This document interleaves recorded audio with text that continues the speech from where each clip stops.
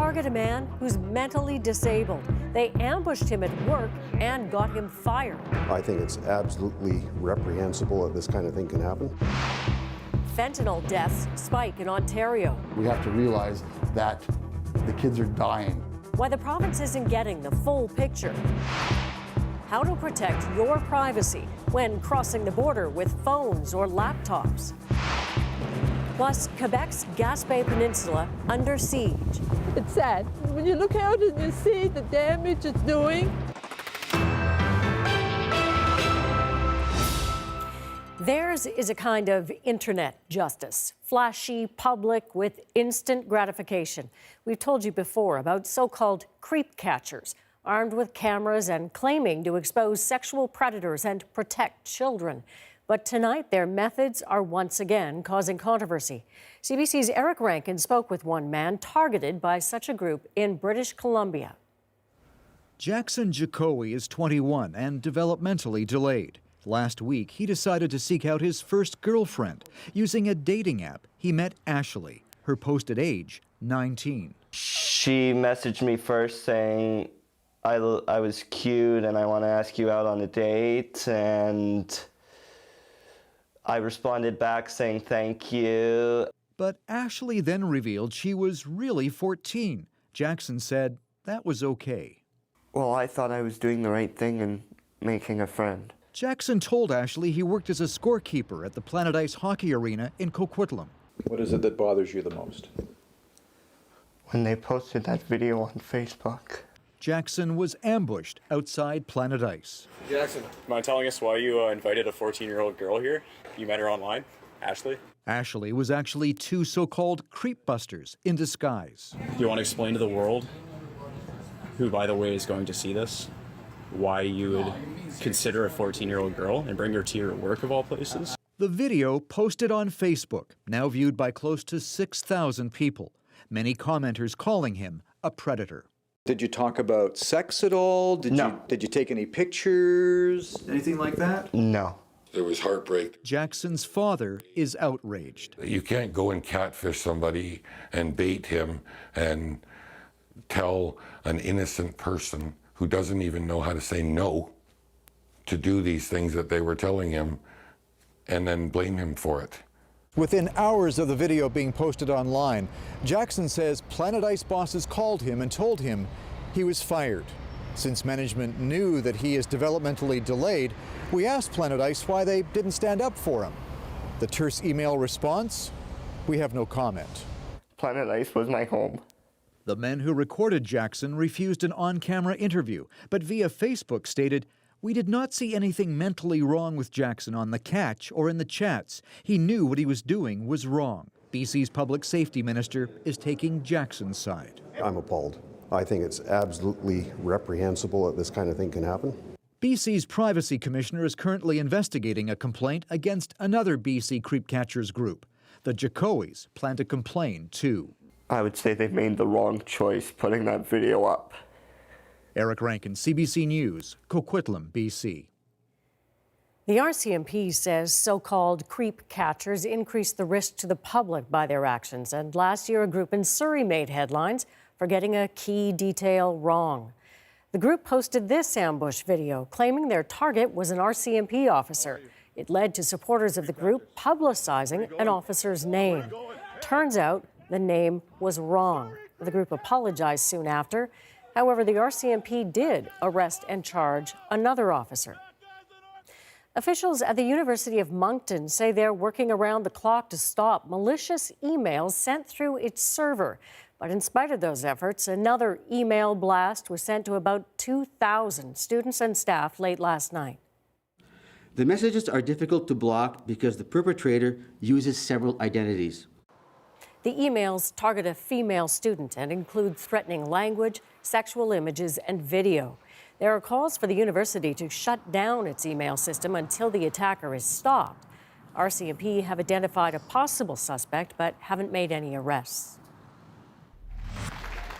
A rally against hate and racism was held in Port Colborne, Ontario today, a show of support for a teenage couple, Ruby Benner and Jaden Hannigan. It's okay, just say thank you. It's okay. All I want to say is thank you to the whole community 2 weeks ago, Benner's home was vandalized with racial slurs spray painted on her bedroom walls. The teens say today's rally has helped them feel at home again in their community. A Toronto man who publishes an offensive newspaper is fighting back after rare censure by the minister responsible for Canada Post. James Sears has been banned from sending his far right-wing publication through the mail. In fact, he's not allowed to mail anything at all. Alison Crawford has this story. Mail carriers didn't want to deliver it, and many in Toronto complained about getting it in their mailboxes. We have 6 kids, and we don't want our children seeing the content contained within this. As I said, it's misogynist, it's hate-filled, it's anti-Semitic, anti-Muslim, anti-gay. It uses the N-word over and over. So last spring, the minister responsible for Canada Post, Judy Foote, used a rarely used power to prohibit the magazine's publisher and editor from using the mail, and not just for sending out the paper. I believe on reasonable grounds that by means of mail, you are either committing or aiding the commission of an offense in that you are sending items that include hate propaganda and/or defamatory libel. The magazine's editor, James Sears, said he was too busy writing the next edition for an on-camera interview. He now delivers the paper through private contractors. I could not send Christmas cards out to anybody. I can't send Easter cards out. I cannot even ask my wife to mail on my behalf. Local activist Lisa Kinsella says she's impressed with how the minister took action. She didn't like what she saw, and she decided that the government would not be using a Crown asset to deliver it anymore. That was it. Sears and the publisher have hired this prominent Toronto lawyer to challenge the constitutionality of the minister's order. The minister's power is too broad, too discretionary for something so important as expressive freedoms. Addario adds his clients have never been charged with any hate-related offenses, yet are still waiting for an appeal hearing, as the minister hasn't fully explained her decision. She still hasn't provided any evidence for acting this way. It's really un-Canadian. It's not free speech. I know that this is the argument, but hate propaganda is not free speech. A minister has only exercised this power twice before, and the only case that compares is that of convicted Holocaust denier Ernst Zundel 36 years ago. Alison Crawford, CBC News, Ottawa. Calls for an inquiry are growing after a controversial ruling by a Nova Scotia judge. This week, Judge Gregory Lenehan acquitted a Halifax taxi driver of assaulting a drunk passenger, saying that an intoxicated person can consent to sex. Formal complaints have been filed, and an online petition now has more than 25,000 signatures. Protests are also being organized for next week. An Edmonton man has been found guilty of first-degree murder for fatally stabbing 2 co-workers. It happened 3 years ago at a grocery warehouse. Jamie Pasica brought 4 knives to work and attacked a number of employees. He is also convicted of 4 counts of attempted murder. Pasica has schizophrenia, and much of the trial focused on whether he was capable of planning such an attack. CBC News has new details to tell you about in a story of money, secrecy, and greed. It involves an offshore tax avoidance scheme we first told you about 2 years ago, set up by one of the biggest accounting firms in the world for a select group of wealthy clients. Our colleagues at the Fifth Estate have been digging further into this for months, and tonight are naming names. Gillian Finley has the details. KPMG set up shell companies in the tiny tax haven of the Isle of Man. Canadians who bought into the tax scheme declared they were gifting their money. Any returns would be gifted back. And because they were so-called gifts, it would all be tax-free. You needed a minimum of $5 million to get in on the scheme, $100,000 for KPMG's fees, and you had to sign a confidentiality agreement, which is why this former client is in shadow. The main motivation was saving the tax. They're just going to keep their lips shut tight. How's Canada Revenue Agency going to detect it? And yet, even when the CRA discovered the scheme and offered KPMG's clients a secret amnesty, the company still refused to reveal its client list, even when questioned by Parliament. It is our view that it's our responsibility to keep our clients' affairs private, and we take that responsibility very seriously. But using the Isle of Man's own corporate registry, a public document, together with search techniques we developed, the Fifth Estate succeeded in breaking that wall of silence to expose the names of Canadians who may be behind some of those shell companies. Burham Ltd., according to our research, linked to the Burt family of Winnipeg, owners of the Nutty Club candy business. Jim Burt told us that KPMG did approach him about the tax avoidance scheme, but he declined to buy in. And yet he couldn't explain how his son, Austin Burt, ended up listed as a director on Burham Company documents. SKH is another company we looked at and found connections that pointed to Ontario businessman and Order of Canada member Vic Dezen. Dezen refused to answer any of our inquiries, among them why, shortly after the CRA started investigating the Isle of Man scheme, SKH was quietly dissolved and reappeared in another tax haven, St. Kitts. Its new address, identical to a beach resort and casino owned by Vic Dezen. And then a company called Gask Investments, possibly connected to David Robinson. He's related by marriage to a gas company director. He's also senior vice president of Rogers Bank and a member of the Rogers family, owners of the biggest media empire in the country. Other Rogers family members told us they knew nothing about the KPMG scheme, and there's no evidence they did. David Robinson, however, refused to answer any of our inquiries. The CRA calls KPMG's scheme a sham intended to deceive. Nevertheless, that secret amnesty deal promised clients that in return for taxes owed plus a modest amount of interest, there would be no penalties and no prosecutions. Today, Canada's Revenue Minister seemed to walk back from that a bit. In light of the Fifth Estate's revelations, she now says that legal proceedings have not been abandoned.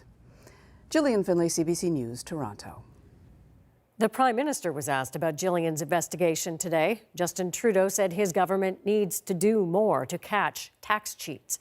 He made those comments during a visit to Vancouver, where he met with emergency health workers on the front lines of BC's opioid crisis. We have committed as a government to do more. We know there is much more to do. Ottawa has already promised $65 million for a national opioid strategy. Well, part of the government's plan is to improve the tracking of overdose deaths. That's already underway in BC, but collecting information has been a challenge for officials in Ontario. Cass Rusey looks at the efforts to change that. The southwestern Ontario town of Sarnia has been hard hit by the opioid crisis. It has some of the province's highest prescribing rates for drugs containing fentanyl and spiraling rates of abuse. Thank you very much. I appreciate that. At the local hospital, ER visits by people who've overdosed on fentanyl have climbed. The last statistics that we had showed that our region had a 4 times higher rate of death from fentanyl overdose than the province in general. This graph gives a partial picture of the opioid crisis in Ontario. The number of overdoses reported by emergency departments rose steadily from 2010. But the most recent stats on opioid deaths aren't current. They're from 2015. Part of the challenge is time-consuming toxicology tests to confirm that opioids are responsible. We're working with the coroner to make sure that he's got the supports that he needs to be able to do it as quickly as possible. Unlike BC, Ontario hasn't declared a health emergency, and the province is under pressure to respond more aggressively, especially in the face of tragedies like the death of this 14-year-old who died from an overdose on Valentine's Day. Worried parents in the Ottawa suburb of Canada crowded into the local rec centre, most coming to grips with the increasing abuse of opioids in their own community. Sean O'Leary was among those worried parents, his own daughter struggling with addiction. As a society in Canada, we have to realize that the kids are dying, and they're dying before they're even realizing that they're addicts. The province says it's working on a plan to improve tracking opioid overdoses in hospital ERs with weekly reporting that could help identify other geographical clusters. That initiative is set to start on April 1. Cass Rusey, CBC News, Toronto. U.S. Attorney General Jeff Sessions may have recused himself from FBI investigations into possible links between Russia and Trump's campaign. But today, Democrats smelled smoke and are hunting for fire, calling not just for Sessions to resign, but to appear before lawmakers regarding his apparent misleading comments about contact he had with Russia's ambassador during the campaign. That's the same thing that sank Donald Trump's former national security advisor, Michael Flynn, weeks ago. The Russian ambassador in question is Sergei Kislyak. It seems whenever these questions of Russian influence arise, the threads lead back to him. But for those familiar with the political scene in Washington, that's no surprise. As Lindsay Duncombe tells us, the man is ubiquitous. Spy or diplomat. With Russia, sometimes it's tough to tell the difference. For both, it's all about relationships, and Ambassador Sergei Kislyak sure talks to a lot of people. I personally have been working on the United States so long that I know almost everybody. Kislyak started his foreign service career during the Cold War. In 8 years as ambassador in Washington, he's been to the White House 22 times, described as tough, sharp, and loyal. I think from the Russian point of view, he has been incredibly effective at understanding what the debates are, inserting himself in those debates, and I think at times catching American officials off guard with his persistence of building those relationships. Some reports of Kislyak's contacts with the Trump team paint the ambassador as a Soviet-style spy master. People who study Russia say roles aren't so clearly defined. I think at the end of the day, everyone is almost expected to be an intelligence officer in Russia, especially those that are stationed abroad. There's no question about that. So not much of a surprise then that he chatted with now former National Security Advisor Michael Flynn about sanctions, met with Flynn and Jared Kushner at Trump Tower, and sat down with then Senator Jeff Sessions during the campaign.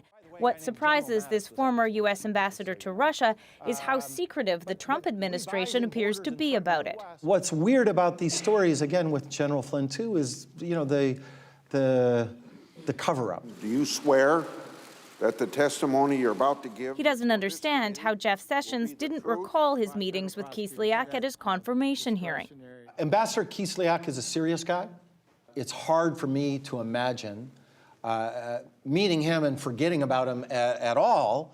Congress and the FBI are investigating Russia's influence on the 2016 campaign. In November, Ambassador Kislyak said relations between the two countries were the worst they'd been since the end of the Cold War.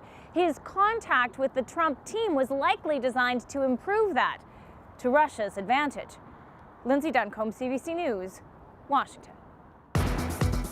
Coming up.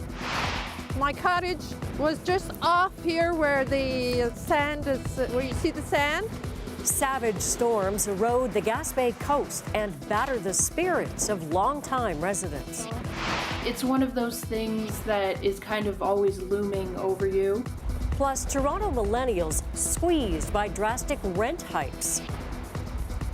Former Haitian President René Préval has died. Préval was the country's first leader to win an election, serve a full term, and hand power over to a new leader.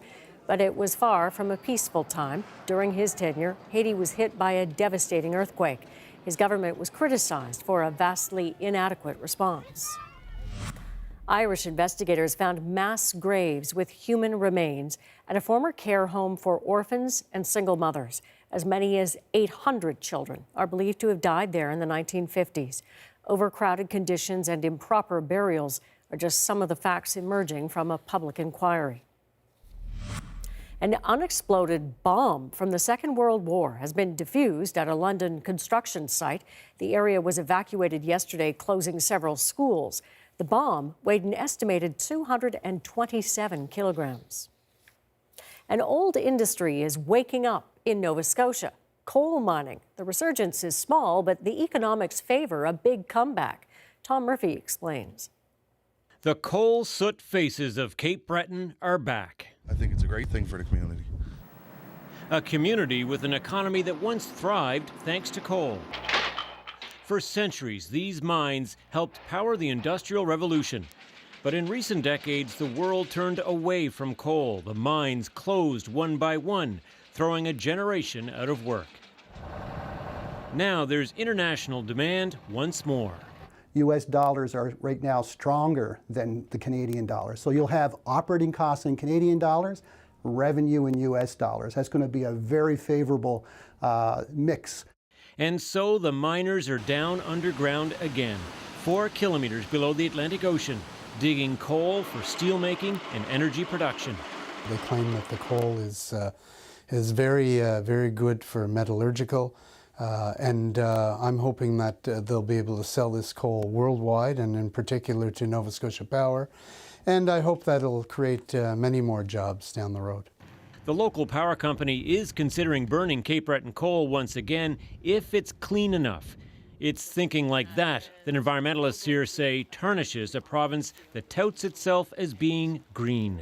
This is part of a story now in Nova Scotia where we are backtracking and we are starting to embrace coal. We walked out of national negotiations or discussions about putting a price on carbon. We've got an exemption to continue burning coal. The rest of the country is switching away from coal. The provincial government doesn't see it that way. We're national leaders on the environmental climate change and reduction of emissions front. The world needs coal, and we're rich in coal in Cape Breton. So until there's no market for it and until the world doesn't need it, and I think that day is coming, quite frankly. So we're going to produce it for as long as we can. Right now, there are just a few dozen people working at the mine, but the company hopes to soon triple that. So coal is not yet king again in Cape Breton, but it's definitely making a comeback. Tom Murphy, CBC News, Halifax. Straight ahead, does downtown Toronto risk losing its population of younger workers?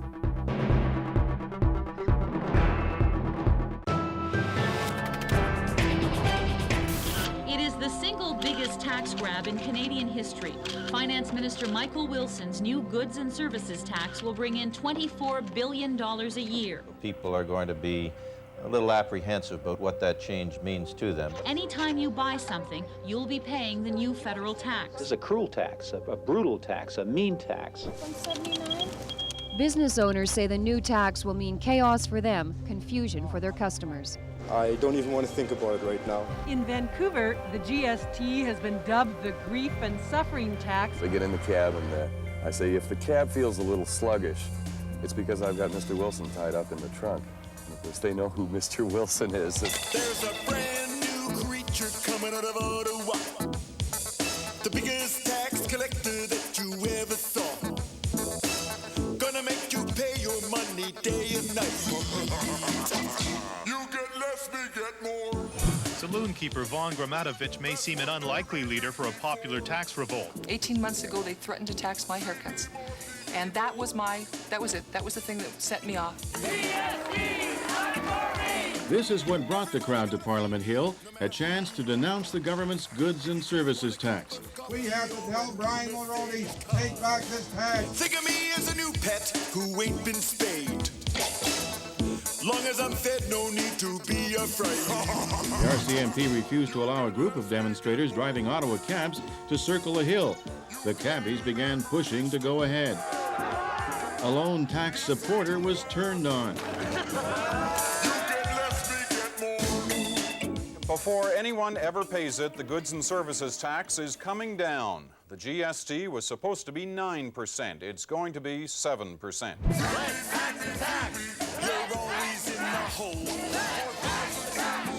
Protesters carried placards reminding the government that the most recent public opinion poll puts it at 15%, a new record low in popularity. If we continue to do the right thing for Canada, not what is popular, but what is right, we will be in first place on election night. The bill passed this last reading in the Commons to a chorus of boos from hecklers in the gallery.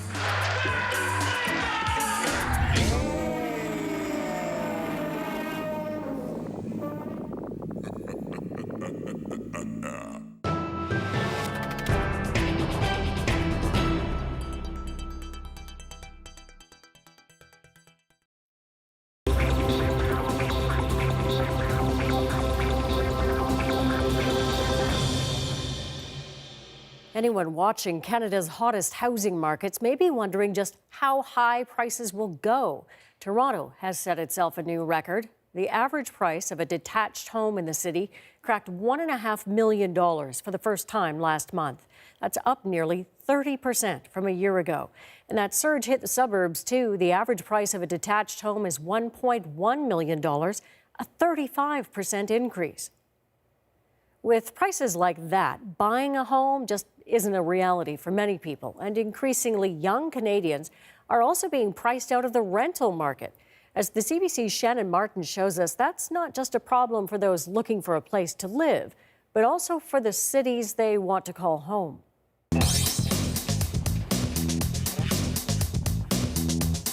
Young, professional, and hustling to make it. Nicole Meredith has her master's, a full-time job in communications, and freelances on the side. She lives in a cool neighborhood downtown, surrounded by just about everything she could ever want. This is my apartment. It's 450 square feet. My entire kitchen is right here in the same room as my living room. Then I have my washroom over here and my little bedroom here. And over here is, I guess, the rest of my kitchen, but also my office. It's not big, but at $12.75 a month in rent, it was just about perfect. Until now. I just got a notice that my rent was being increased to $1,700 a month, and apparently, according to everyone I ask, it's completely legal. These kinds of sudden rent increases, 30 to 50%, are setting off all kinds of conversations inside many of the city's shiny new towers. I'm Amanda, I'm 27. I was born and raised in Toronto. I live with my parents. I work part-time. I'm just having a hard time saving up for any kind of future in the city. I'm Stephen Twigg. I'm a freelance illustrator living in Toronto. You could go further out from the core, but it really doesn't get that much cheaper. It just gets more inconvenient. Well, housing in Toronto kind of dominates our lives, I would say, because it's such a volatile market right now. It's one of those things that is kind of always looming over you. It's, you know, are you ever going to be able to afford a house in the city? Are your rents going to increase so much that, you know, you're basically forced to move farther and farther away from downtown? When you look around here and you see all these buildings, yeah, do you picture yourself living down here? No, I could never afford to live downtown even if I wanted to. Like, that's my biggest fear in life, honestly. What's my future? 25 to 34-year-olds in Toronto earn, on average, nearly $2,600 a month. That's less than the national average. Rent for a one-bedroom condo apartment downtown is up almost 12% from last year to nearly $2,000 a month. Remember, it's not considered smart to spend more than 30% of your income on rent. The math doesn't add up. Bidding wars that have squeezed some out of home buying are now part of renting, too. The vacancy rate is at a 7-year low, demand a 30-year high. That's partly because so many people are moving in, especially downtown, the place for the young and determined.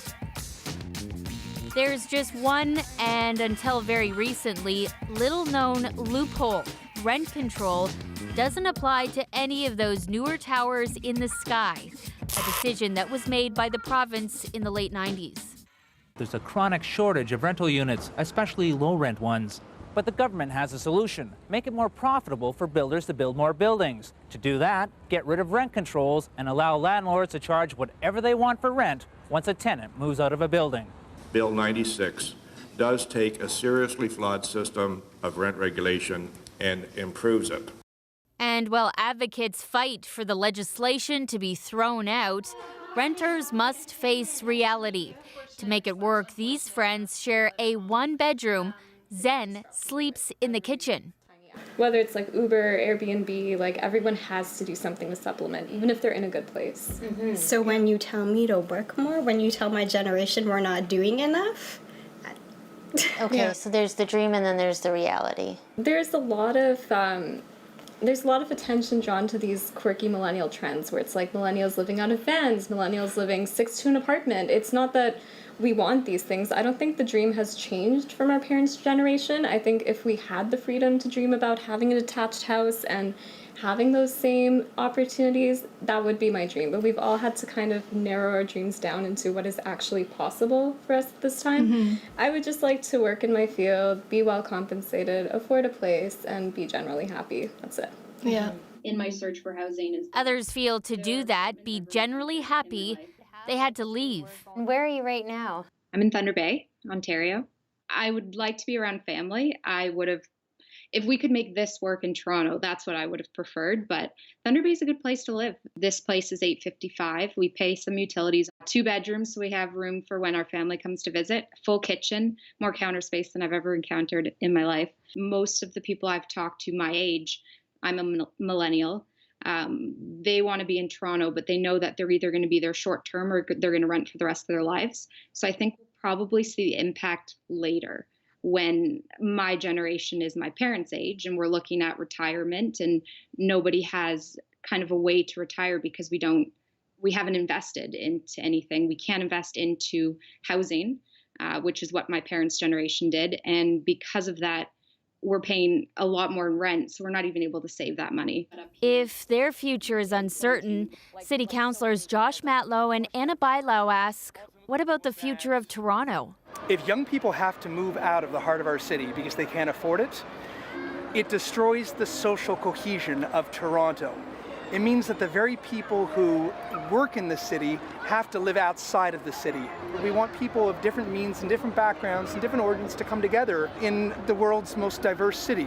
We don't want Toronto to only be the playground of the rich. The whole economic situation of the city and the region, I should say, is in jeopardy if we don't tackle this issue properly. Nicole hopes to find another place that fits her budget for now. But then what?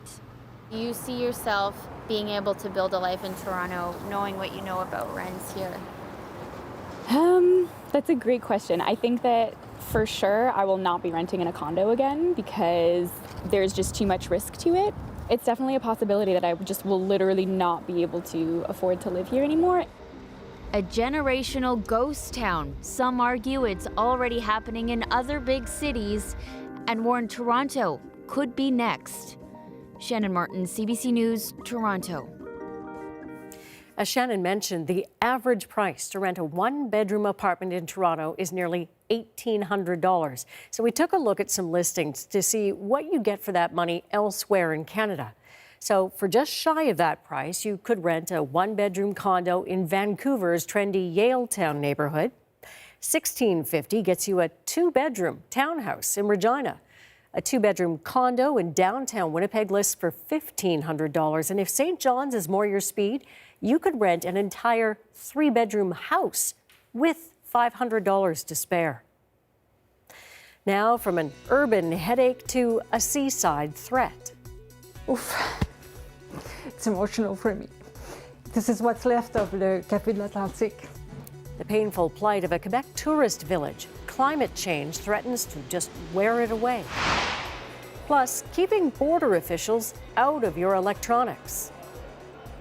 But first, let's check the day's business numbers. The TSX gained 71 points. The Canadian dollar fell 1/10 of a cent. In New York, the Dow was largely unchanged, and the price of oil was up 72 cents a barrel.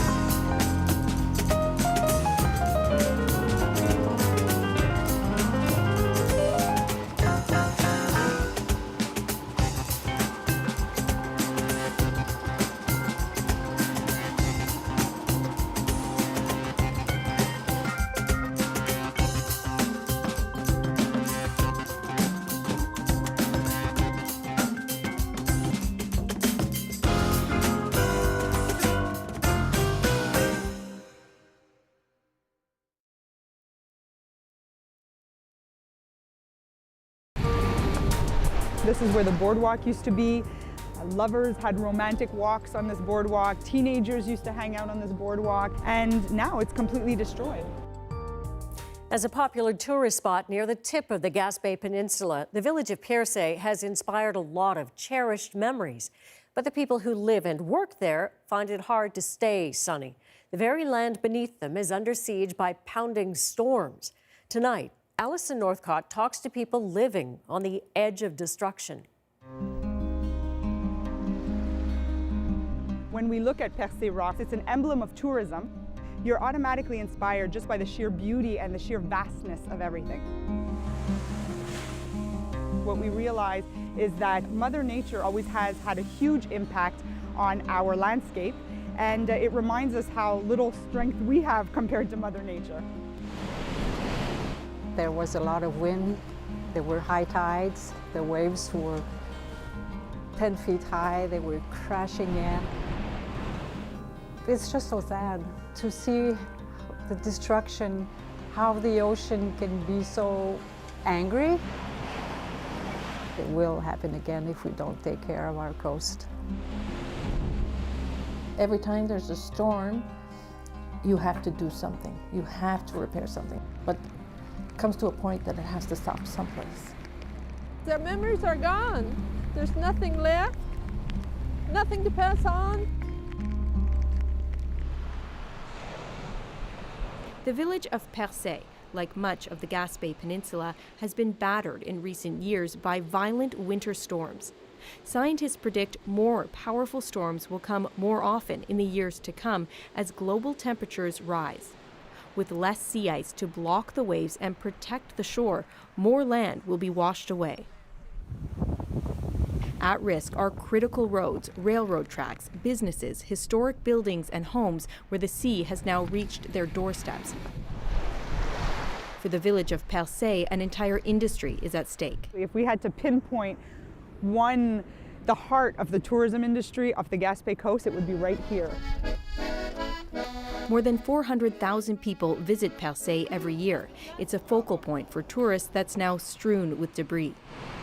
Nadia Manassian is prefect for several municipalities in the region where they're looking for new ways to attract visitors. This is where the boardwalk used to be. Lovers had romantic walks on this boardwalk. Teenagers used to hang out on this boardwalk, and now it's completely destroyed. When I say we have to rethink the industry, this is the heart of it. What's it like for you to look out and see all of that?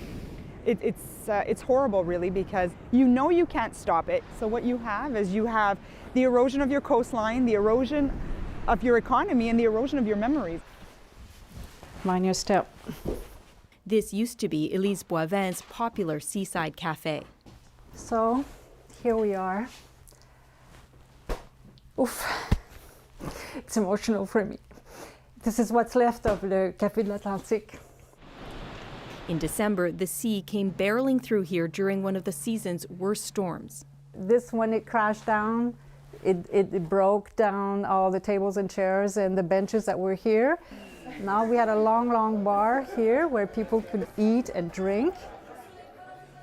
The stones and the rocks and the wood that was floating on the ocean just came crashing and broke down everything. It's total destruction. It's complete loss, and for us, it's we've lost our baby.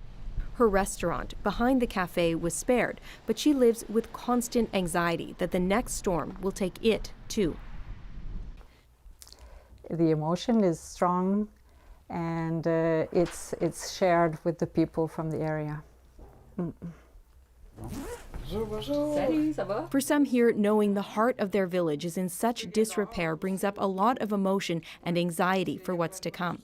Roseline Sergerie can't bring herself to go see the damage because it breaks her heart.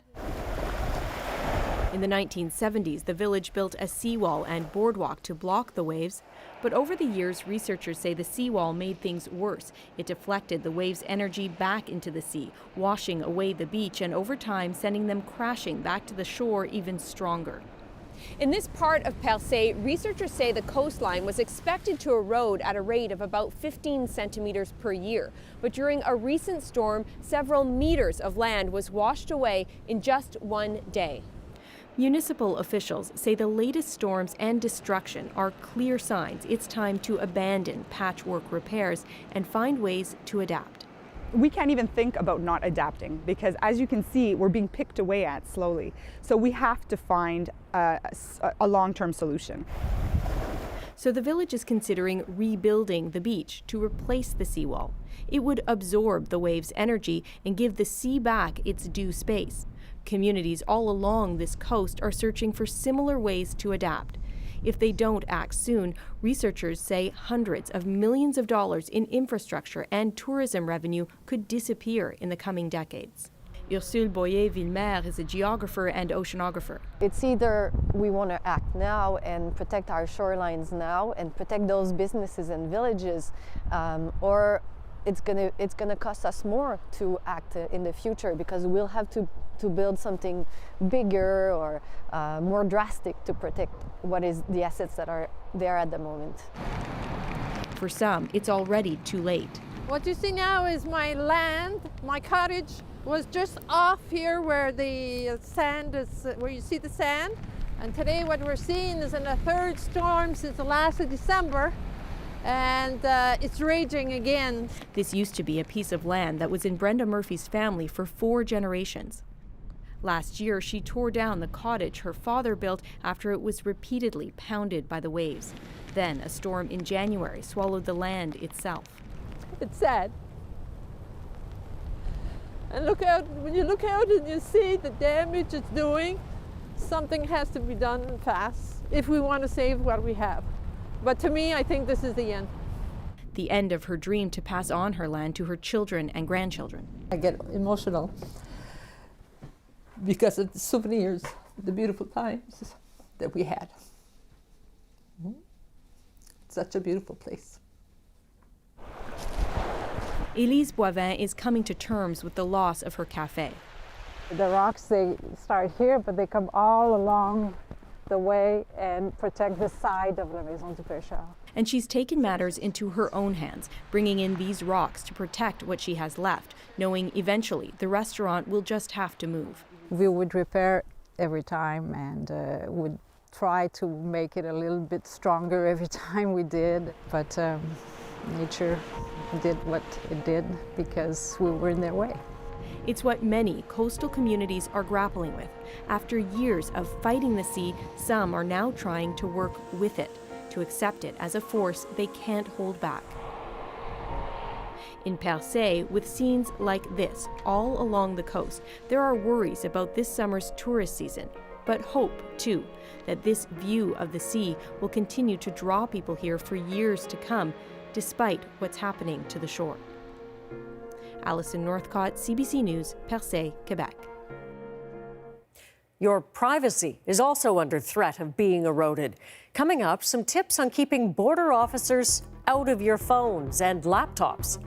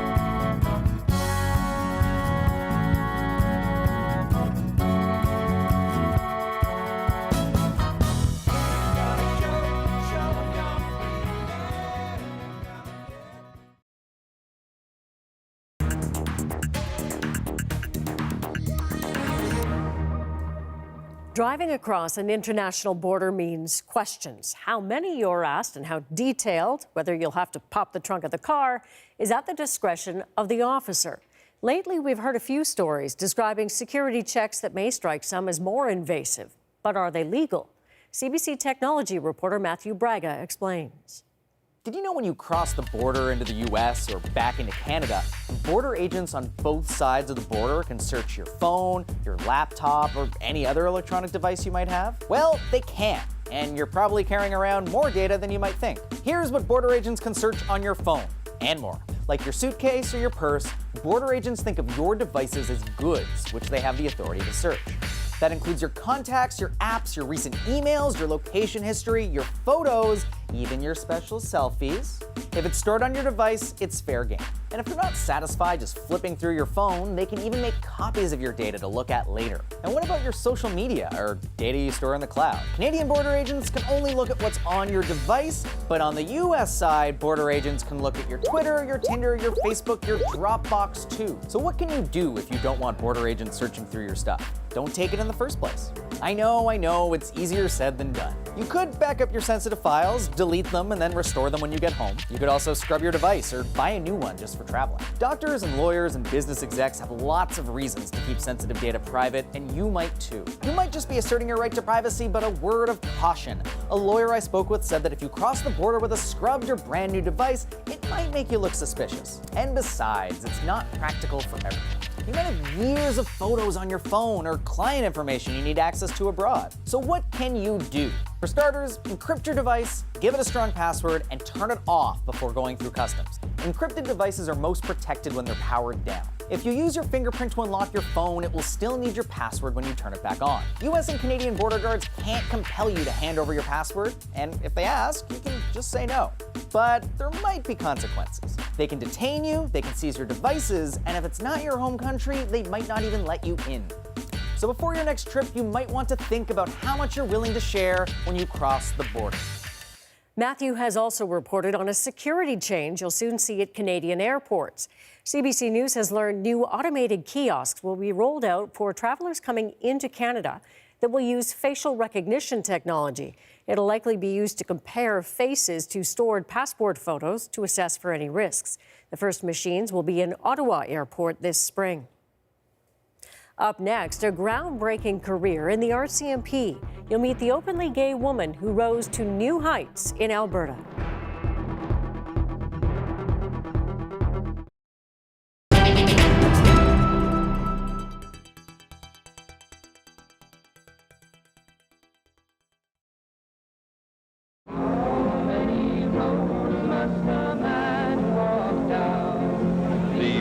Here say they have never seen anything like it around the Lincoln Memorial, or for that matter, anywhere else here in the capital of the United States. We lift our nation from the quicksands of racial injustice to the solid rock of brotherhood. Now is the time.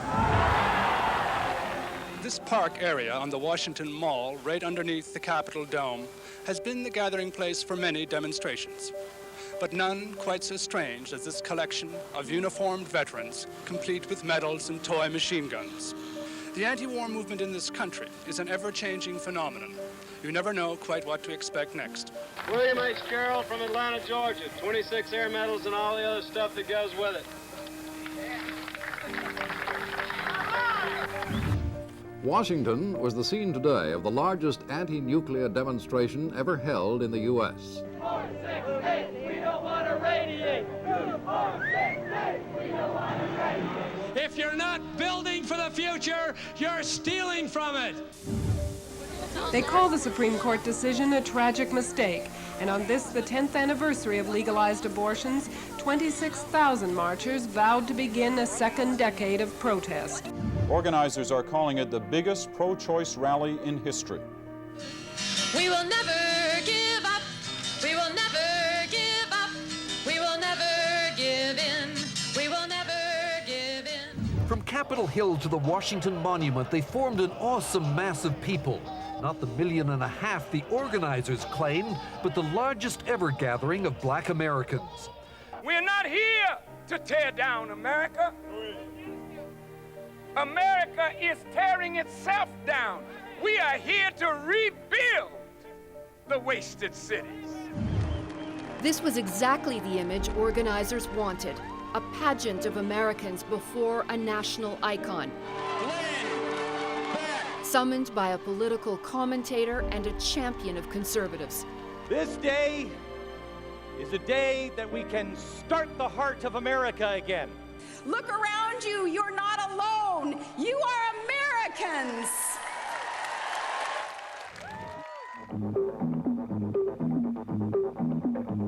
The National.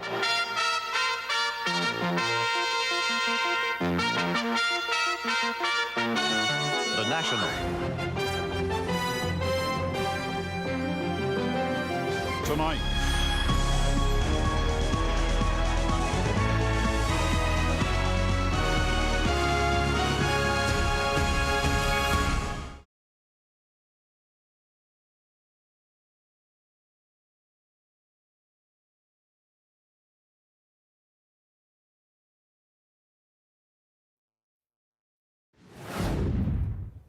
Images of an Israeli-Palestinian pillow fight, statues choking on tear gas, and what famed street artist Banksy reportedly called the worst view in the world. Welcome to his newest work, the walled-off hotel, built just meters from Israel's separation barrier.